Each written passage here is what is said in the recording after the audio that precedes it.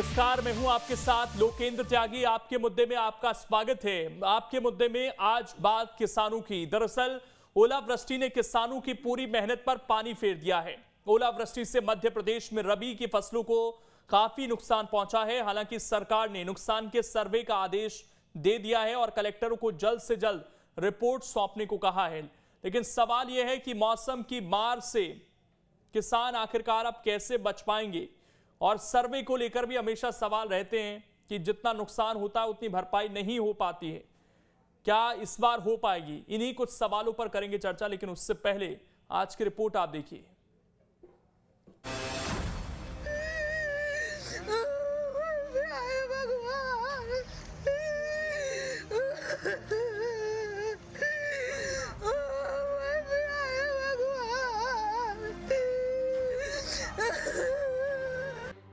रोती हुई ये महिला किसान और इसके पीछे दिख रहे ओले से तबाह हुए खेत अपने आप में सब कुछ बयां कर रहे हैं। मध्य प्रदेश में किसानों पर ओले की ऐसी मार पड़ी कि उनकी पूरी मेहनत पर पानी फिर गया। मंदसौर, निवाड़ी, छिंदवाड़ा, हर जगह हालात ऐसे ही हैं। ओलावृष्टि ने किसानों को बड़ी मुसीबत में डाल दिया।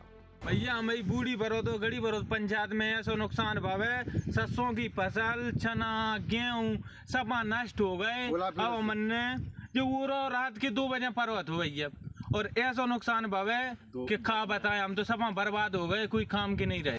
हालांकि सरकार भी एक्शन मोड में है। अधिकारियों को सर्वे के आदेश दे दिए गए हैं और सिर्फ आदेश की नहीं बल्कि सर्वे की डेडलाइन तय कर समय सीमा में रिपोर्ट सौंपने के लिए कहा गया है। यह की वजह क्या है कि अधिकारी भी खेतों में पहुंचकर सर्वे करने लगे। बहरहाल उन जिलों की बात करें जहां नुकसान सबसे ज्यादा हुआ, उनमें उज्जैन, भारी बारिश और ओलावृष्टि से फसलों को नुकसान। गेहूं, चना, लहसुन की फसल ओले से बर्बाद। कृषि विभाग नुकसान का आकलन कर रहा है। रतलाम, तितरी में अंगूर के बगीचे बुरी तरह प्रभावित, कलेक्टर ने सर्वे का आदेश दे दिया है। झाबुआ, पेटलावद में ओलावृष्टि से फसलों को नुकसान। धार, वामनखेड़ी, बिलगुल, दसाई, सोनियाखेड़ी में फसल बर्बाद। मंदसौर, सीतामऊ, शामगढ़, मल्हारगढ़ तहसील में ओलावृष्टि, अफीम, गेहूं, चना और मेथी की फसलों को नुकसान। यहाँ सर्वे का काम जारी है। वहीं ओलावृष्टि को लेकर प्रदेश में सियासत गर्मा गई है। कांग्रेस नेता दिग्विजय सिंह ने ट्वीट कर मांग की कि पूरे प्रदेश में ओलावृष्टि से किसानों की फसल बर्बाद हो गई। प्रशासन को तत्काल सर्वेक्षण कराकर किसानों को राहत देनी चाहिए। कृषि बीमा का उचित मुआवजा दिलवाएं व कर्ज माफ करें।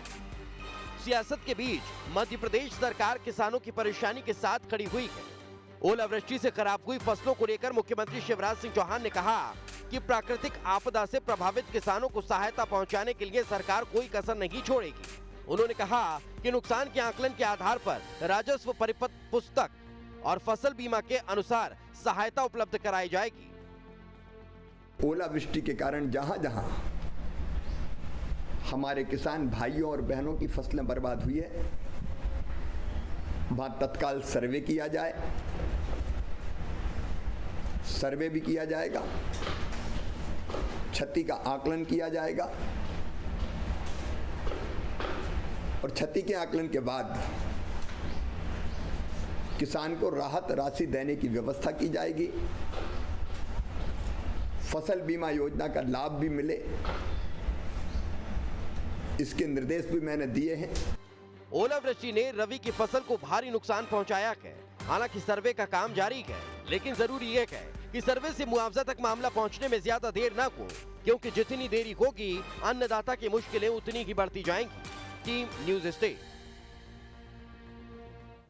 तो ये तस्वीरें देखिए, आज किसानों की आंखों में आंसू हैं और इसी पर करेंगे चर्चा। हमारे साथ फिलहाल कांग्रेस नेता अमित तावरे जी जुड़ गए हैं। इसके अलावा बीजेपी की तरफ से भी हमारे साथ प्रवक्ता जुड़ेंगे। लेकिन पहले अमित जी, सवाल आपसे ही, काफी ज्यादा नुकसान हुआ है सर, कांग्रेस पार्टी क्या मांग करती है फिलहाल सरकार से?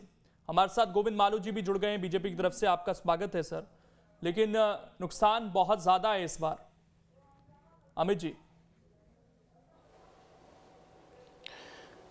देखिए, निश्चित तौर पर पूरे प्रदेश में जो इस मौसम की मार का प्रकोप जो है वो किसानों के ऊपर हुआ है। पूरे प्रदेश की बात हम करें और मैं अपने ज़िले की बात करता हूं, अशोकनगर में 50 से अधिक गांवों में ओलावृष्टि हुई है। 50% से ज़्यादा फसलों को नुकसान हुआ है, चाहे हम गेहूं की बात करें, सरसों की बात करें, चना की बात करें। बहुत बुरी स्थिति में जो है हमारा किसान भाई है और इस समय जो किसान है हमारा बड़ा दुखी होकर सरकार की तरफ बड़ी आशा भरी नज़रों से देख रहा है।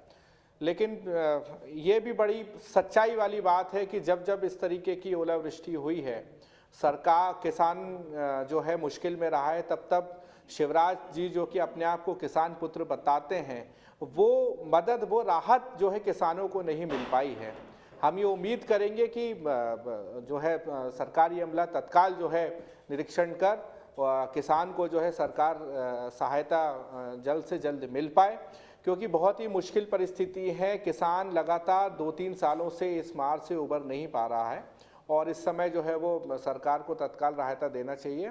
और हालांकि अब इसमें बड़ा मुश्किल है, राजस्व मंत्री जी जो है वो कोरोना से जो ग्रसित हैं, आइसोलेशन में हैं, और किस तरीके से राजस्व अमला काम करता है पिछली बार की तरह ना करे। हम आरोप नहीं लगा रहे हैं, हम सिर्फ एक सकारात्मक विपक्ष होने के नाते सरकार को उसकी जिम्मेदारी का एहसास करा रहे हैं, क्योंकि किसान आत्महत्या के मामले में प्रदेश की क्या स्थिति रही है आपने सबने हमने देखा है। लेकिन सकारात्मक बात करते हुए मैं एक बार निवेदन करूंगा, चूंकि सरकार के प्रतिनिधि भी हमारे साथ बैठे हुए हैं, मालू जी हैं, वरिष्ठ नेता हैं हम सबके, राजनीति से अलग हट के किसानों को तत्काल जो है बिल्कुल सहायता उपलब्ध कराना चाहिए।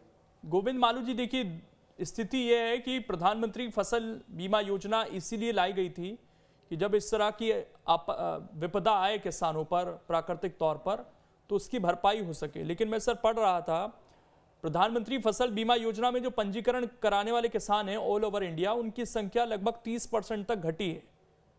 तो ये किस तरफ इशारा कर रहा है सर? और अगर घटी है, ज़्यादा लोगों ने पंजीकरण नहीं कराया अपना, तो फिर ये सारा सरकार बोझ उठाएगी किसानों का। और हम ये भी देखते हैं हर बार कि जितना नुकसान होता है सर, उतनी भरपाई नहीं हो पाती है। भरपाई के नाम पर चेक कभी 1 रुपये, 2 रुपये, 10 रुपये, 100 रुपये तक के भी दिए जाते हैं। तो इस बार वैसा ना हो, इसके लिए क्या तैयारी है सरकार की तरफ से?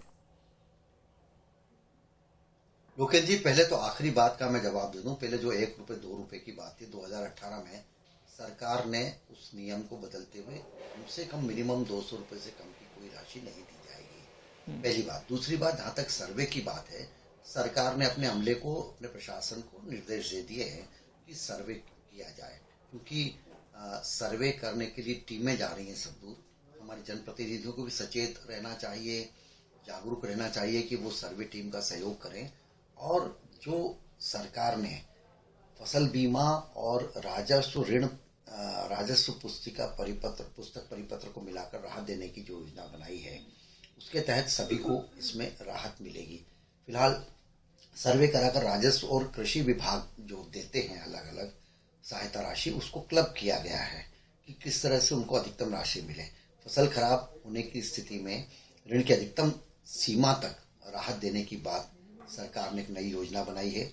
उपज और समर्थन मूल्य से उसकी गणना करके और शेष राशि की भरपाई की भी तैयारी सरकार कर रही है। तो सरकार अपनी तरफ से ये पूरे प्रयास कर रही है कि सर्वे हो जाए, उस सर्वे होने के बाद में जो भी राशि सर्वे टीम के द्वारा तय होगी, कितना नुकसान हुआ है। देखिए, हमारी सरकार ने आने के बाद ही अनावरी सिस्टम जो आज़ादी के बाद से चला रहा था उसको परिवर्तित किया है, और एक छोटे से रकबे में नहीं कि जहाँ इतना ही गिरा है, उस पूरे क्षेत्र के लिए वो अनावरी का सिस्टम लागू किया है। तो ऐसी कई सारी जो कमियां कमजोरियां थी उसको रेक्टिफाई सरकार ने किया है। और आज भी मुख्यमंत्री जी ने कहा है कि मैं किसानों के लिए पूरी तरह से, किसानों की जो ये विपदा आई है उसमें मैं सहभागी हूँ, और मैंने अपने निर्देश दिए हैं कि भाई जल्दी से जल्दी सर्वे कराकर और राशि उनके खाते में पहुंचे। क्योंकि देखिए, एक सिस्टम है, सिस्टम को पूरी आकलन करने में उसमें समय थोड़ा लगता है, लेकिन प्रक्रिया शुरू हो गई है, इसको अंजाम तक भी इस प्रक्रिया को थोड़ा तेज किया जा सकता है? नहीं करेंगे, ये कोशिश कर सकते हैं क्या आप? तेज करने के लिए देखिए, जिलाधीश कलेक्टरों को भी निर्देशित किया है मुख्यमंत्री जी ने, अपने कृषि विभाग के अमले को कार्यक्रम रख देते हैं कि आज जो नुकसान हुआ उसका पैसा ट्रांसफर किया जाएगा। राजस्व मंत्री बीमार हैं, उससे कोई फर्क नहीं पड़ता है। सरकार ने, मुख्यमंत्री जी ने निर्देश दे दिया है, तो अमला काम करेगा, उनकी बीमारी से कोई फर्क नहीं पड़ता है। राजस्व अमला भी कृषि का, और ये नहीं, मैं गोविंद जी ये जानना चाह रहा था सर, उसको कई बार होता क्या है कि हम आकलन करते हैं कि इतना नुकसान हुआ है, लेकिन वो पैसा इसलिए नहीं जारी हो पाता क्योंकि हमें इंतजार रहता है कि कब कोई बड़ा नेता उसको ट्रांसफर करे, उसका क्रेडिट भी मिल पाए कुछ सरकार को, नेताओं को। नहीं ऐसी स्थिति तो वो कार्यक्रम को छोड़ना चाहिए, जिसका सर्वे होता जाए उसको हम ट्रांसफर करते जाए पैसे। ऐसा हो सकता है? बिल्कुल बिल्कुल बिल्कुल नहीं, ऐसा नहीं। देखिए सर्वे तो इकट्ठा जाता है, जब इकट्ठा सर्वे इकट्ठा होगा तब इकट्ठी राशि का एक 2000, 5000, 10,000, 20,000, 50,000 एक राशि थोड़ी आवंटित होती है। वो तो पूरी सर्वे जब जाती है, फिर सरकार के मंत्रिमंडल में उसके अंदर आकलन करके कि हमने इतना करोड़ रुपया इसमें ट्रांसफर करना है, तो उसका सिस्टम है ना, ऐसे थोड़ी होता है। नहीं, मैं वही कह रहा था ना सर, ये सिस्टम थोड़ा आपको लगता है कि थोड़ा लेंथी हो जाता है? ऐसा नहीं होता ये सिस्टम नहीं। देखिए कुछ सिस्टम है, उसको तो फॉलो करना ही पड़ेगा। सरकारी अमले ने कुछ भी कर दिया, मान लो कम किया, ज्यादा किया, उस पर कई बार आपत्तियां आती हैं, वो भी लेते हैं लोग। ऐसा नहीं है कि आनंद फानंद में उन्होंने 10,000 लिख दिया, ये कोई जमींदारी प्रथा नहीं है। ये सरकार है, लोकतंत्र के हिसाब से चलती है, उसके नियम कानून कायदे से चलती है। थोड़ा विलंब, मतलब एकदम इतना विलंब नहीं कि 2018 का 2020 में मिला, जैसे ऐसा नहीं होगा। 2019 का 2020 में मिला, इतना विलंब नहीं होगा। लेकिन एक इकट्ठा एकत्रितकरण करके उस आकलन का, और उसके बाद सरकार कितनी राशि होती है उस आधार पर अपने आवंटित करेंगे राशि को, मंत्रिमंडल में उसको निर्णय करके और उसको डिसबर्स करेंगे। इस बार एक चीज और सर थोड़ी सी जो अलग नजर आ रही है कि जनवरी में आमतौर पर इतनी बारिश देखने को नहीं मिलती है। जब फसल पक जाती थी गेहूं की, अक्सर तब ओलावृष्टि होती थी और उसमें काफी नुकसान होता था। इस बार आपको लग रहा है कि मौसम का ये जो चक्र बदला है, इससे नुकसान थोड़ा ज्यादा हो गया? क्योंकि अभी फसल शुरुआती दौर में ही थी, जब एक बार फसल पक जाती है तो एक चांस भी है कि थोड़ा बहुत उसमें कुछ बच जाए, लेकिन शुरुआती तौर पर जिस तरीके से आज सफेद चादर बिछ गई बर्फ की कई खेतों में, उससे तो लग रहा है कि कुछ भी वहां पर बचा होगा बड़ा मुश्किल है। देखिए आसमानी और सुल्तानी इसीलिए कहते हैं, और दूसरी बात आपदा या डिजास्टर, उसका कोई समय निर्धारित नहीं होता है। ये प्राकृतिक आपदा मतलब नेचर ने कब प्रकोप किया, इसका आकलन हम और आप नहीं कर सकते। तो मौसम का रुख बदला या मावठा ये गिरा, पानी गिरा, और पानी गिरा और उससे नुकसान हुआ, ये तो अच्छा हुआ। उसके पहले सोयाबीन था, तब अच्छा हुआ कि पानी नहीं गिरा, लोग खलों से बाहर निकल आए, सोयाबीन नहीं नुकसान हुआ। इस तरह हर साल कुछ न कुछ प्राकृतिक आपदा से नुकसान होता है, लेकिन ओलावृष्टि के कारण अचानक ये हो जाएगा। ये मौसम के परिवर्तन का, ये जो हम बार बार जिस बात को लेकर अवेयरनेस पूरे देश में विश्व में ला रहे हैं, तापमान में वृद्धि कमी, और ये जिस तरह से हमारे यहाँ वातावरण बदल रहा है, मौसम का मिजाज बदल रहा है, ये कारण हमारा है पर्यावरण प्रदूषण का, उस पर हम जो काम कर रहे हैं वो उसी का ये परिणाम है कि ये बार बार कहीं से पानी गिरता है, कभी ओले गिरते हैं। तो पर्यावरण की रक्षा के लिए भी हमें इसके साथ साथ संकल्प लेने की दिशा में आगे बढ़ना होगा, और इसीलिए कई सारी अमित जी जो फसल बीमा योजना, एक योजना शुरू की गई थी कि भाई चलिए किसानों की फसल का भी इंश्योरेंस हो जाए एक तरीके से। इस तरह की प्राकृतिक आपदा को कोई प्रेडिक्ट नहीं कर सकता है, और प्रेडिक्ट कर भी दे तो किसान कर क्या लेगा, वो तो आनी ही है, फिर उससे नुकसान होना स्वाभाविक है। लेकिन उसमें किसानों की दिलचस्पी क्यों कम हुई है सर?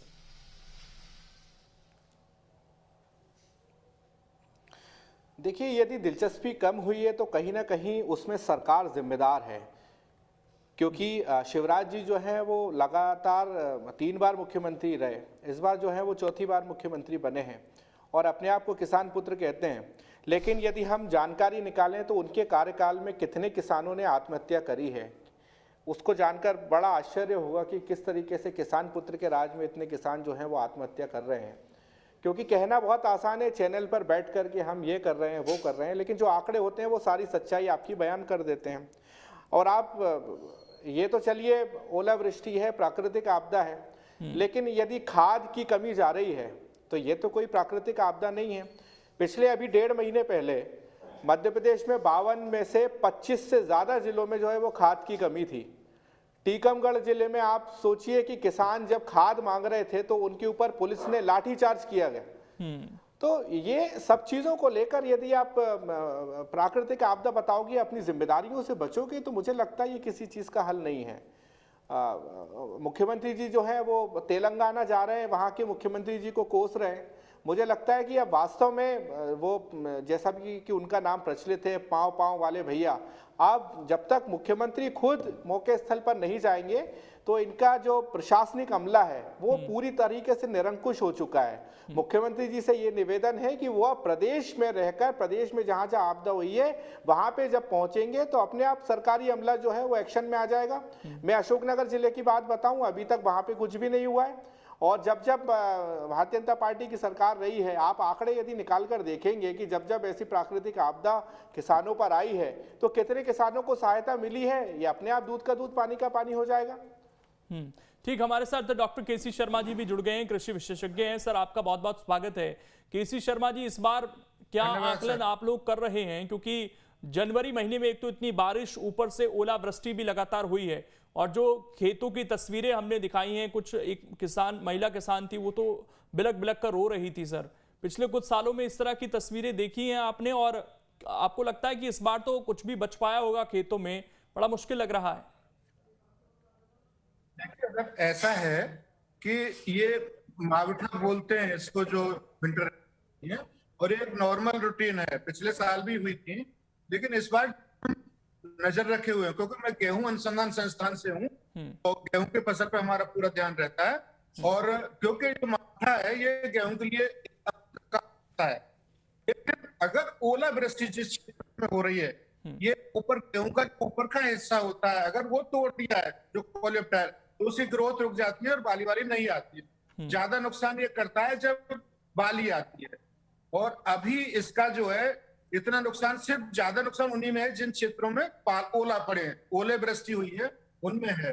बाकी के लिए, क्योंकि अभी क्या हो रहा था कि जो दिन का टेम्परेचर था वो तो थोड़ा वो भी बढ़ता जा रहा था, लेकिन रात का टेम्परेचर जो होना चाहिए गेहूं की वृद्धि के लिए, वो बारिश के बाद ही आएगा अभी, तो उससे वृद्धि अच्छी होगी। इस बार हमें पूरी उम्मीद है कि जो देर से बोई गई गेहूं की फसल है उसमें पैदावार अच्छी आएगी। पिछली बार भी ऐसी अच्छी आई थी जो समय से बोने वाली, क्योंकि जो मध्य प्रदेश में जो हमारा मध्य क्षेत्र है, जिसके लिए जो गेहूं की फसल है, हमारा केंद्र ही जो IRI का रीजनल स्टेशन है इंदौर में, वो पूरी उसके कोऑर्डिनेट करता है। तो हम भी पूरी नजर रखते हैं, क्योंकि इसका एक एग्जाम्पल बताऊं, कब जैसे हम लोग ब्रीडर सीड पैदा करते हैं, एक किसान जो हमारा जो सरकारी कृषि फार्म पे हम लोगों ने ब्रीडर सीड पैदा किया था, और हम एक दिन पहले ही उसके जो मॉनिटरिंग करवाते हैं, जिसमें NSC के सीड सर्टिफिकेशन के रहते हैं, वैज्ञानिक ब्रीडर रहते हैं, करवा के आए, और रात को ही ओला पड़े तो हमको 1 ग्राम भी बीज पैदा नहीं हुआ था। तो ओला तो फसल को छोड़ता नहीं। जैसा कि अभी आपने बताया कि एक महिला बिलक बिलक के रो रही थी, तो वास्तव में अगर एक बार ऊपर से हिस्सा टूट गया है तो फसल बर्बाद ही है। और लेकिन अभी ज्यादातर क्षेत्रों में ओला नहीं है, बारिश है, और वो भी रात के समय हो रही है। हमारी पूरी नजर जो है मध्य प्रदेश में बनी हुई है, और जो भी सेंट्रल जोन है, चाहे वो गुजरात हो, महाराष्ट्र हो, क्योंकि इन सब के लिए हम लोग देखते हैं। और हमारा जो गेहूं का संस्थान इसी को देखता है कि हमारे कहाँ नुकसान हो रहा है। ओला वाले में निश्चित रूप से होगा, लेकिन जो हमारी चने की फसल है हमारे प्रदेश में, उस पर ज्यादा नुकसान होगा। जो दलहनी फसल है या सरसों की फसल है, जिसमें कि अभी जो है फली आई हुई है, गेहूं की फसल में जिनमें बाली आ गई है उनमें ज्यादा नुकसान होगा। लेकिन जो अभी वृद्धि के लिए जो देर में बोई हुई है, जो 25 नवंबर के बाद बोई हुई है, उनके लिए अमृत बरस रहा है ये, और काफी फायदे की चीज है। टेम्परेचर जो वृद्धि के लिए होना चाहिए वो होगा।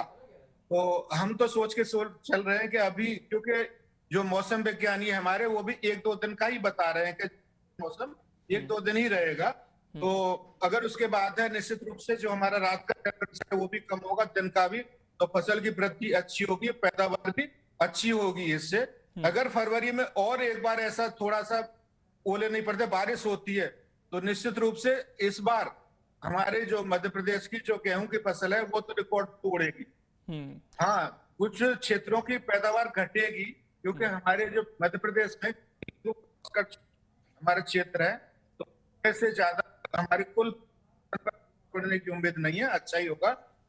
ठीक, मैं लौट रहा हूं सर, थोड़ा ऑडियो में भी प्रॉब्लम है। मालू जी, जिस तरीके से जिक्र कर रहे थे कृषि विशेषज्ञ कि जो हमारी दलहनी फसलें हैं, दाल हैं या चना हैं, अगर इसको ज्यादा नुकसान पहुंचा है तो अगर इसकी शॉर्टेज होती है आने वाले समय में तो इस पर भी हमें ध्यान रखना होगा। वैसे कोविड का टाइम है और सरकार काफी लोगों तक राशन भी पहुंचा रही है, तो उस पर बड़ा असर पड़ सकता है। हाँ देखिए, अभी मैं आ रहा हूं सर, 1 मिनट आपके पास। मैं मालू जी से जवाब ले लेता हूं, तब तक थोड़ा ऑडियो में प्रॉब्लम है आपकी, उसको ठीक कर लेते हैं। प्राकृतिक आपदा में क्या दिक्कत आएगी, कहाँ होगा, जो तो हमको सबको बियर करना पड़ेगा। लेकिन कृषि विशेषज्ञ ये भी बता रहे थे कि ज्यादा फसल अच्छी उत्पादन होने की उम्मीद है और अच्छी ही होगी। कुछ जगह पर यदि ओलावृष्टि हुई है तो उससे बहुत ज्यादा नुकसान की आशंका तो नहीं दिखती है। लेकिन मैं हमारे मित्र कांग्रेस के वो लगातार कह रहे थे कि सरकार की घोषणाएं होती है और सरकार ने इतने साल में ध्यान नहीं दिया।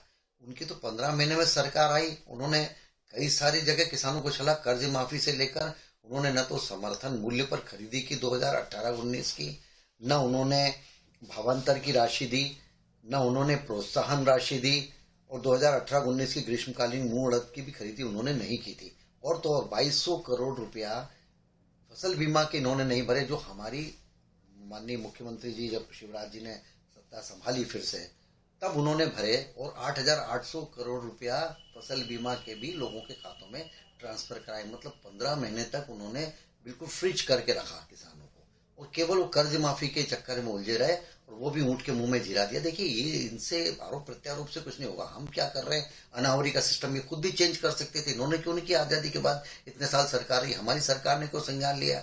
हमारी सरकार ने संज्ञान लिया कि जो फसल बीमा की राशि है और राजस्व पुस्तक परिपत्र के आधार पर जो अलग अलग राशि देती है उसको क्लब करके दिया जाए।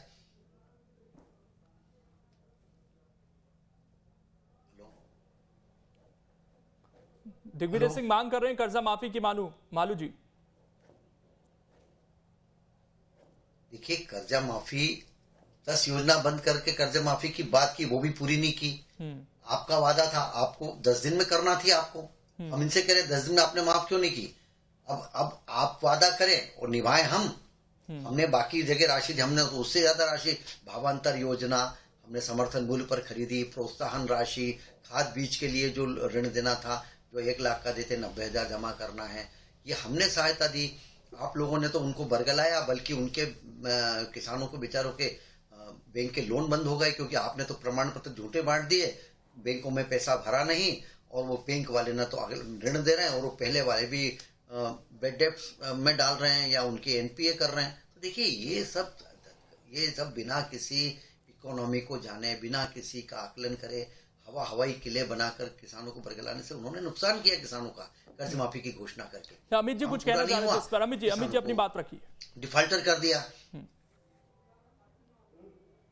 देखिए, सबसे महत्वपूर्ण बात यह है कि किसान कर्ज माफी को लेकर भारतीय जनता पार्टी के नेता लगातार जब से इनकी सरकार आई है झूठ बोल रहे हैं, लेकिन सच होता है। इनके कृषि मंत्री ने मध्य प्रदेश की विधानसभा के पटल पर यह स्वीकार करा है कि हमने कितने लाख किसानों का कर्जा माफ किया।